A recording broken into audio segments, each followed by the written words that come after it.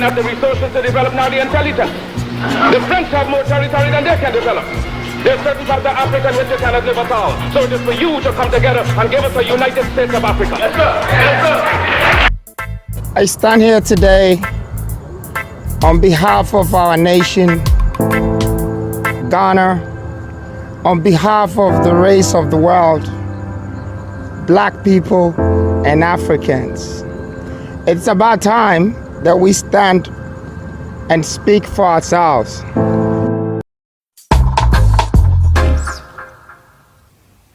One thing that keeps me puzzled, despite having studied finance and economics at the world's best universities, the following question remains unanswered.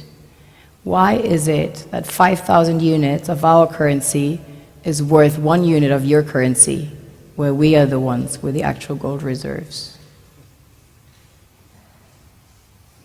It's quite evident that the aid is in fact not coming from the West to Africa, but from Africa to the Western world. The Western world depends on Africa in every possible way, since alternative resources are scarce out here. So how does the West ensure that the free aid keeps coming? By systematically destabilizing the wealthiest African nations and their systems, and all that backed by huge PR campaigns, leaving the entire world under the impression that Africa is poor and dying and merely surviving on the mercy of the West.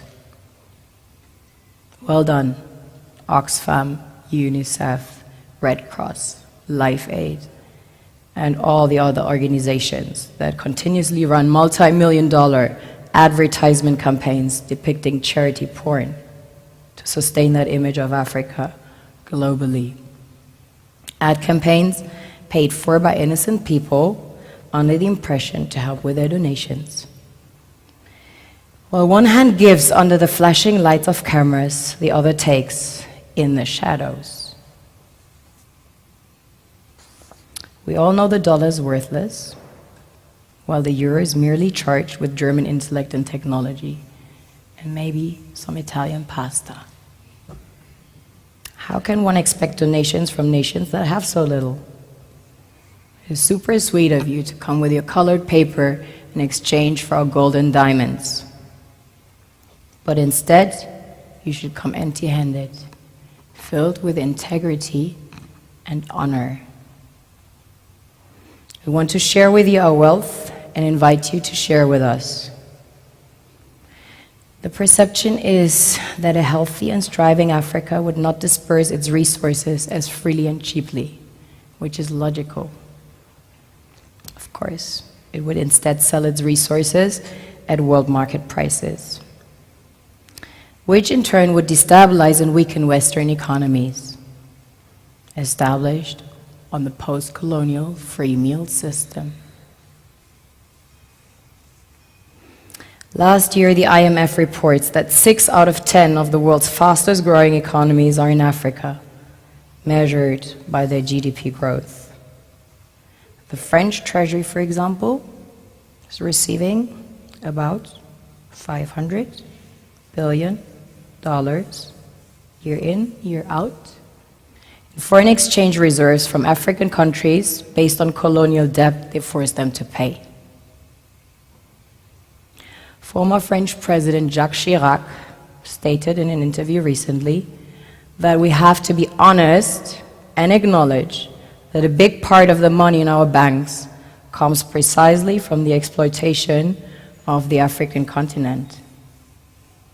In 2008, he stated that without Africa, France will slide down in the rank of a third world power. This is what happens in the human world, the world we have created. Have you ever wondered how things work in nature? One would assume that in evolution the fittest survives. However, in nature, any species that is overhunting, overexploiting the resources they depend on as nourishment, natural selection would sooner or later take the predator out. because it offsets the balance. What we are going to do this afternoon is move beyond the statistics and ask, how do we remedy the situation? Because the time for talking is over. This mid-20th century is Africa's. This decade is the decade of African independence. Forward then to independence. To independence now. Tomorrow, the United States